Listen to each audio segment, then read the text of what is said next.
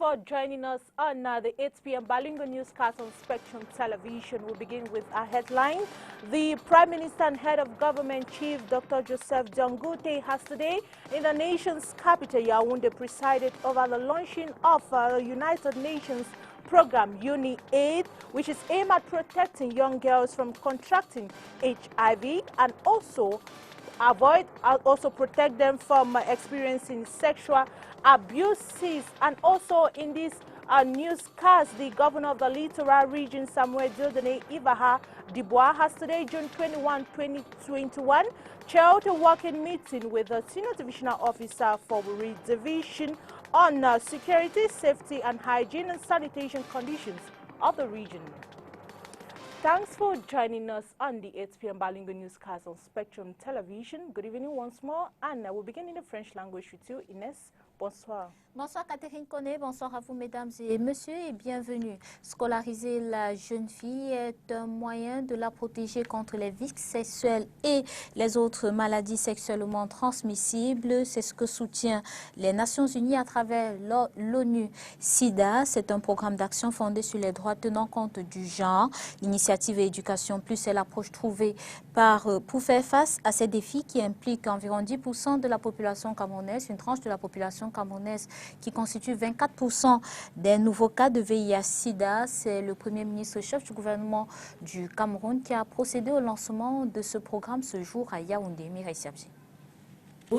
Les jeunes femmes âgées entre 15 et 24 ans sont plus susceptibles de contacter le VIH par rapport aux garçons. Pour l'Organisation des Nations Unies, scolariser les filles est un moyen de les tenir à l'abri des nouvelles infections et mettre fin au sida à l'horizon 2030. Pour ce faire, l'ONU et le Cameroun optent pour l'initiative Éducation Plus, qui place l'enseignement secondaire au centre des priorités. 5 agences, ONU-SIDA, UNESCO, UNICEF, les FNUAP et ONU Femmes, ensemble avec le système des Nations Unies ici au Cameroun. Il s'agit d'une initiative qui vise à garder les filles à l'école jusqu'à la fin du secondaire pour réduire le nombre de nouvelles infections de VIH. Il faut dire qu'en 2016, au Cameroun, seulement 43% de jeunes filles ont fréquenté l'école secondaire. À cela, il faut compter des taux élevés de grossesse chez les adolescentes et une confrontation à de multiples formes de violences sexuelles. Des défis qui viennent se greffer à la Covid-19 nécessitent donc que l'on y trouve une approche de solution. Voici la stratégie que propose l'initiative Éducation Plus. Cette initiative, pas seulement veut garder les filles à l'école jusqu'à la fin du cycle secondaire, mais aussi fournir un paquet important de services, l'éducation compréhensive sur la sexualité, l'accès aux droits et aux services de la santé reproductive, favoriser aussi la transition de l'école à la vie professionnelle. Je voudrais ici vous présenter la gratitude du président de la République, son excellence cordiale, au système des Nations Unies pour avoir invité notre pays à prendre part à cette nouvelle dynamique qui sera mise en œuvre de 2021 à 2025. En tant qu'au programme d'action fondé sur les droits et tenant compte du genre, l'initiation Éducation Plus cible l'Afrique subsaharienne où les jeunes filles âgées de 15 à 24 ans représentent 24% de tous les nouveaux cas de VIH en 2019. And as we earlier mentioned in our headlines, the governor of the Littoral Region, Samuel Dieudonné Ibaha Dubois, has today, June 21, 2021, chaired a working meeting with the senior divisional officers, and other administrative officials and stakeholders of the region on security, safety, and hygiene and sanitation conditions of the region. Our reporter, Christelle Asexuele, was part of the meeting and put forth this report. Following the quarterly session meeting of governors that took place in Yaoundé recently, the governor of the Littoral Region has converged with his collaborators today, June 21, in the governor's office to relay to them the decisions and discussions that ensued from this meeting for immediate implementation. The Minister in charge of territorial administrations asked us to take other measures. We have taken some but to add other measures so that our region as a whole, I'm saying, and also the dwellers of Douala have to change their minds. That's why we are going to make pressure so that where there is market, people have to go inside markets and not occupying again roads. So they have to quit roads and to go inside markets. Some of these measures include curbing the urban disorder that is unwavering in the city by liberating and restoring the sidewalks and pavements back to the pedestrians, plus intensify the fight against banditry and insecurity in the region. We are ready to work hand in hand with the mayors so that we have to keep this Douala very, very clean. I'm saying Douala because the other towns are doing better, but we have to clean this area. We have people that are selling things in front of some markets. They have to go back inside markets. We have to free roads. We have to free also forbidden space where we have some people that are coming to say that they are in their quarter and they don't have to respect any order. So we are going to maintain a kind of pressure from now so that we have to keep this region calm before Cannes, within Cannes, and after Cannes. The governor and his colleagues are resolutely committed to work hand in hand to ensure that the Littoral region is cleared of all these ills, especially as the town is gearing up to host some of the matches and visitors of the African Nations Cup come 2022. Je vous propose à présent d'écouter le gouverneur de la région du littoral, Samuel Dieudonné Ivaha Dibois, après cette rencontre de compte rendu. Une rencontre qui arrive après la réunion semestrielle des 10 gouverneurs de région qui a eu lieu en semaine dernière, présidée par le ministre de l'administration territoriale. Il a été question, n'est-ce pas, de réunir mes collaborateurs dans la région du littoral et leur transmettre ce que nous avons eu comme message à partir de la première conférence semestrielle des gouverneurs à Yaoundé, dont le thème était décentralisation et ordre public. Il va sans dire que au-delà, n'est-ce pas, du message d'ouverture du ministre de l'administration territoriale, les secrétaires d'État à la défense chargée de la gendarmerie et le délégué général à la Sûreté nationale ont également eu à traiter, n'est-ce pas, des problèmes de sécurité. De manière globale, le ministre de l'administration territoriale et de la décentralisation a ainsi appelé et attiré l'attention des gouverneurs sur le contexte qui était celui de la tenue de cette conférence, et nous allons droit ainsi vers l'organisation de la Cannes. Il est question pour nous de prendre des mesures à partir de cet instant pour qu'elles soient efficaces avant, pendant et après la Cannes. Donc, au-delà donc de ces volets sécuritaires, il est question, n'est-ce pas, de continuer notre lutte contre la pandémie de la Covid-19, de continuer à impulser la campagne d'hygiène et salubrité pour que ce grand rendez-vous de l'année 2022 se fasse dans un cadre assaini, mais également de pouvoir tenir nos villes qui devront accueillir des étrangers, de manière à ramener le grand banditisme à une expression plus réduite. Donc, Encore des accidents de circulation à la falaise de Tchon. Nous sommes dans la région de l'Ouest. L'on y a enregistré des morts ce week-end dans cet axe routier du département de la Menoie. La récidive des accidents qui coûtent la vie malheureusement à de nombreux Camerounais est un sujet qui intéresse notre rédaction ce soir. Mireille Siabzi. Il est porté à votre connaissance qu'un gros porteur d'une agence de voyage, en l'occurrence Général Express, vient de faire un accident au niveau de la falaise de Tchang. C'est l'annonce faite par Jacques Iskemle, le maire de la ville, ce 19 juin.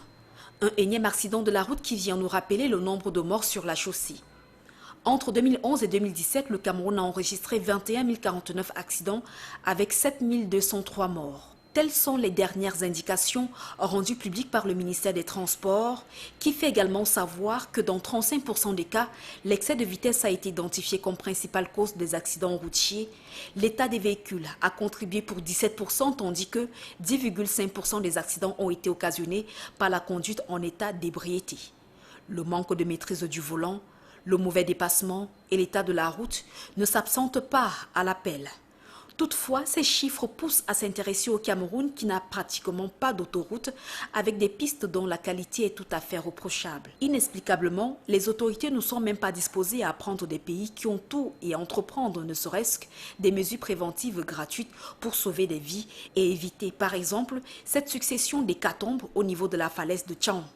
La deuxième du genre entre janvier et juin 2021, se désolent certains experts. Des ministères de la République, comme celui des Transports, spécialisés dans la réaction en aval toujours après les dégâts, sans la moindre portée préventive, essayent de se défendre avec quelques efforts dont les résultats sur le terrain ne sont pas toujours très palpables. Avec cela, l'on est tenté de croire que la question de limitation des accidents mortels au Cameroun n'est pas digne d'intérêt en ce qui concerne les préoccupations majeures du gouvernement. Sinon, comment expliquer déjà l'état des routes et des chantiers qui n'en finissent pas avec des financements faramineux? Comment comprendre la recrudescence des accidents de circulation au lieu dit falaise de Tchang? Nous sommes dans le département de la Menoie, région de l'Ouest. Les parlementaires accusent et invitent l'État, les usagers et les agences de voyage à plus de responsabilités. Olivier Bouzika.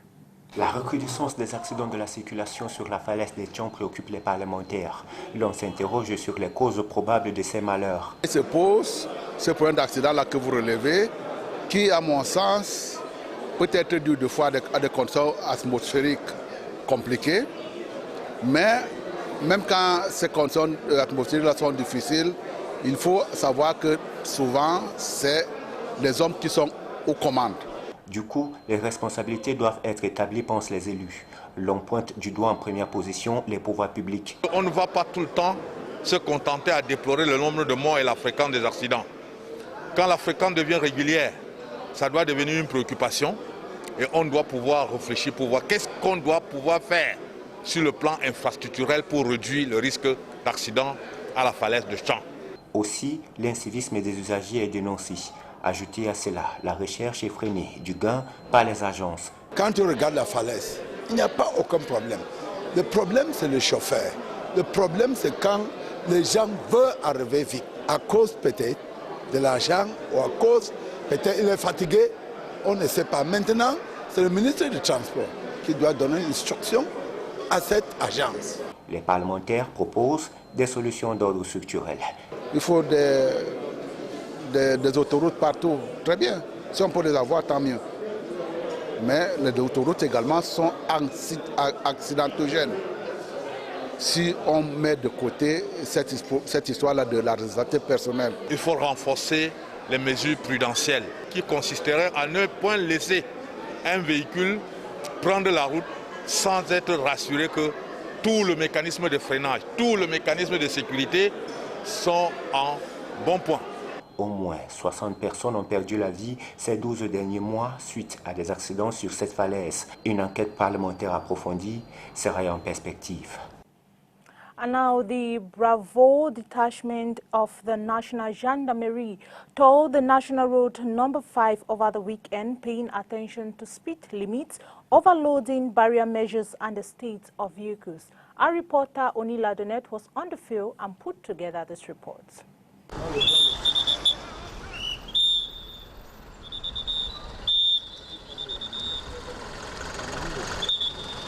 The National Gendarmerie was in action this weekend at the number 3 National Road to carry out their habitual road safety checks. The Bravo detachment of the National Gendarmerie vigorously checked vehicles with a keen eye, making sure all road safety rules are respected. Le document ne sert à rien puisqu'il n'a d'ailleurs aucune signature. C'est la signature du document qui atteste de son authenticité. La principale infraction, comme je disais tantôt, s'élève à 20 en ce qui concerne, plus de 20 en ce qui concerne. Among the offences, we have more than 20 vehicles that were stopped due to them failing to respect speed limits. This aspect always comes up, as inhabitants still get confused between overspeeding and speed limit. These 20 vehicles were retained for over 3 hours. Dans une portion d'environ 3 heures de temps, c'est dire à quel point les populations n'ont pas encore intégré cette donne-là. The state of the cars and barrier measures were also inspected. Maintenant, entre autres, il y a le non-port de ceinture de sécurité qui est une infraction qui revient assez régulièrement. On en a dénombré aujourd'hui. We also have drivers not wearing their seatbelts. We caught 8 of them. We also stopped 6 drivers with worn-out wheels in an interval of 6 hours. And we have transporters who don't respect barrier measures. 3 heures. Et il y a également le non-respect des mesures barrières. We come today to ensure the smooth running of this operation, the road safety campaign of the National Gendarmerie. What we saw led us to be satisfied. We saw how our people, our personnel are working, and we saw their exchange with the population. We think that everything went smoothly, and we did not witness any major incident. These security checks comes after different road accidents have been recorded on national roads due to the violation of safety rules by drivers and transporters.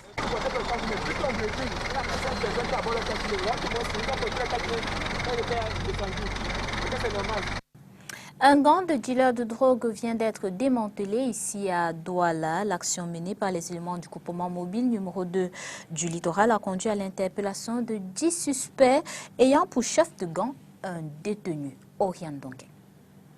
La moisson a été abondante, les ouvriers dans notre genre nombreux mais interpellés. Nous avons saisi également 4 sacs de chanvre indien, 20 ballots de chanvre indien, 108 paquets de cocaïne, 2 paquets de tramadol, 6 machettes, 2 poignards, 2 bouteilles à gaz, 4 ventilateurs, une moto, 2 ordinateurs portables, et un carton de whisky frelaté. Les éléments du groupement mobile d'intervention numéro 2 du littoral, conduit par Awa Christian, commandant des opérations, ont lors d'une patrouille mis la main sur un dealer. Son exploitation permettra le démantèlement d'un gang retrouvé au domicile du chef de file. Nous avons donc pu mettre la main sur tous les intervenants de cette chaîne. Nous avons interpellé 10 suspects, parmi lesquels un certain Goupol, détenu, qui, étant en prison, réussit l'exploit d'organiser ce genre de commerce à l'extérieur. Tous ces 10 suspects sont à notre disposition. Ils seront bien évidemment présentés à la DRPJ du littoral pour continuation d'enquête. Les suspects présentés ce lundi 21 à la presse ont été interpellés dans la nuit du samedi à dimanche 20 juin au quartier Ngwele, c'est à Bonabéry, dans le 4e arrondissement de la ville de Douala. Let's talk about something else. Widows in the Douala 5 municipality are being empowered with skills to gain financial independence. The theme for this year's International Day for Widows is eliminating violence against widows and ameliorating their living conditions. On June 23, today's Open Day was a platform to display skills gathered by widows. Details with Josephine Binzi. Entrepreneurial skills like manufacturing of detergents, body lotions, fabrication of baskets, and much more are skills to assist some widows today. De notre appui à la ville, notre action entre en... Our motivation goes in line with the theme chosen, which is eliminating violence against widows and ameliorating their living conditions. With the training they have received, we think they can put things in order. With poverty and injustice faced by millions of widows and their dependents, Cameroon is one of the countries which sees deteriorating situations in widows' lives. Veuve au Cameroun, on ne peut pas dire qu'elle est figée. La situation de la veuve est ondoyante. We can't say that widows in Cameroon live in the best conditions because they are not in their best lives. Widows nowadays are marginalized and beaten and sent away from their matrimonial homes. Most of them live with their maternal families rather than their homes. On the other hand, you have dynamic widows who know their place, but much is yet to be done because amongst the widows I train, many don't live with their husbands' families. And so, this is an opportunity to empower them.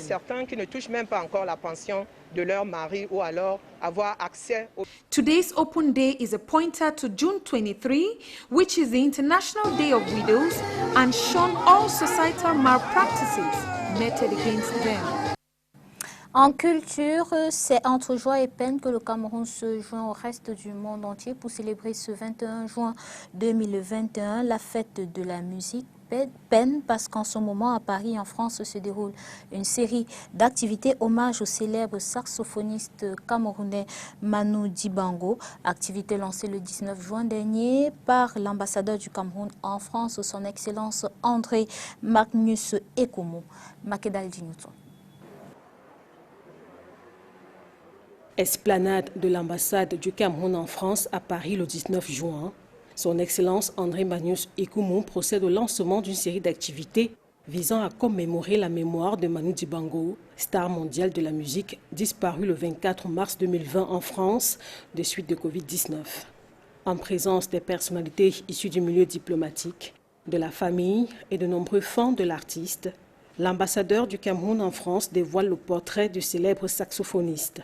Il pose juste à côté une gerbe de fleurs aux couleurs nationales envoyée par le couple présidentiel Paul et Chantal Biya.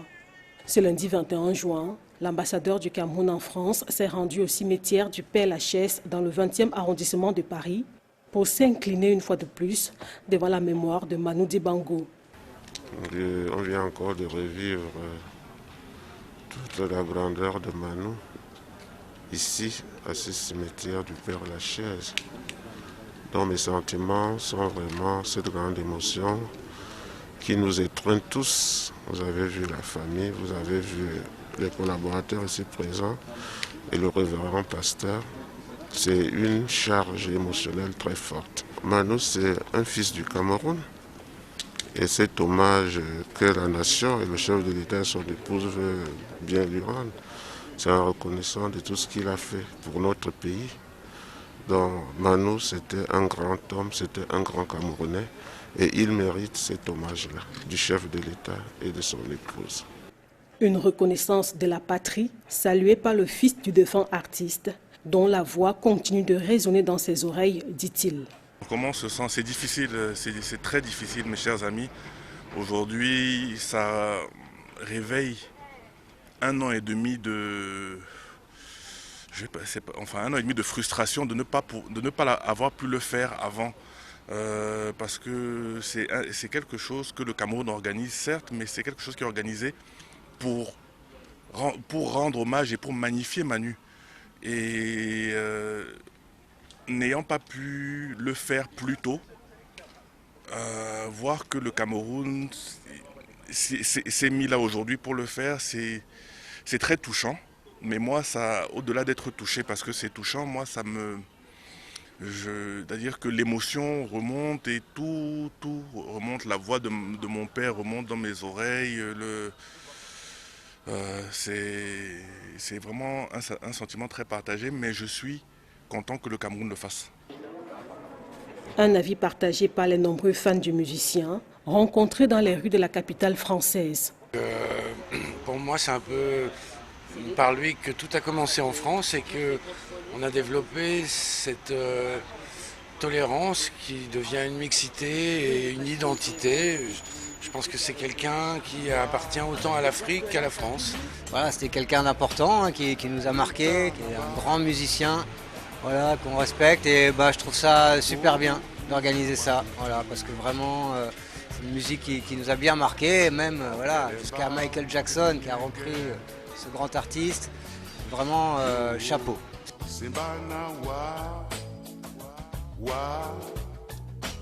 La série d'activités hommage à Manu Dibango s'achève ce mardi 22 juin par une célébration interreligieuse prévue dans l'après-midi à l'église de la Madeleine à Paris. Oui, oui.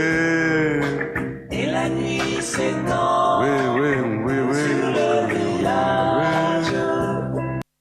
En sport football, Coton Sport de Garoua compromet ses chances de qualification pour la finale de la Coupe des Confédérations africaines de football, CAF. Lors des demi-finales allées disputées hier à Yaoundé, le club camerounais a été battu par JS Kabylie d'Algérie sur le score d'un but contre 2. Reportage. Et c'est avec ces images que nous mettons un thème à cette édition d'information sur Spectrum Television. Merci d'avoir été des nôtres. Retrouvons-nous demain. Bonne soirée. Bonne soirée, Cathy. Thank you, Inez. Have a wonderful evening and thanks for watching the 8 p.m. Balingo newscast on Spectrum Television. See you tomorrow. Good night.